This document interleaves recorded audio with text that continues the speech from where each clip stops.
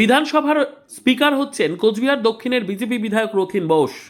হবে নিশ্চিতভাবে আপনাদের সংখ্যাগরিষ্ঠতা যেহেতু আপনি স্পিকার হবেন, তাহলে কি অনুমতি কিভাবে চালানোর কথা ভাবছেন? দল যে দায়িত্ব দিয়েছে সে দায়িত্ব 100% নিজেকে যুবক পালন করার জন্য কিভাবে চালাবেন বিধানসভা? সে দল ঠিক করবে। আমার সিনিয়ররা আছে, যারা আগে বিধানসভাতে এসেছেন, তারা আছেন, তারা দেখবে বিষয়টা তাদের কাছে জেনে, যাতে আমাদের মানুষ যে ভোট দিয়েছে পশ্চিমবঙ্গ সরকারের জন্য যেভাবে চালানোর জন্য আমরা ঠিক সেইভাবেই চালানোর চেষ্টা করি। কিন্তু আপনারা যখন অধিকারীকে বহিষ্কার করেছিলেন বিধানসভা থেকে, সেক্ষেত্রে আপনারা তার কি আমরা কিছু করবো না, মানুষ তাদেরকে উপযুক্ত জবাব দিয়ে দিয়েছে।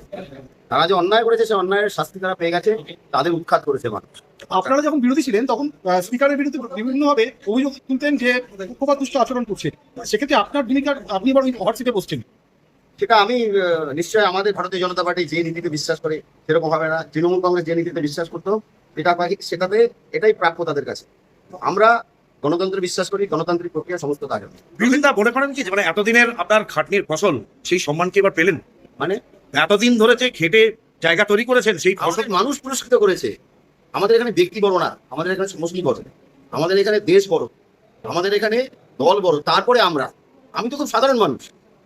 বহু মানুষ প্রাণ দিয়েছে, 300 ওপর মানুষ প্রাণ দিয়েছে ভারতীয় জনতা পার্টিতে। সুতরাং আমার কথা চিন্তা করার অবকাশ আমাদের নেই।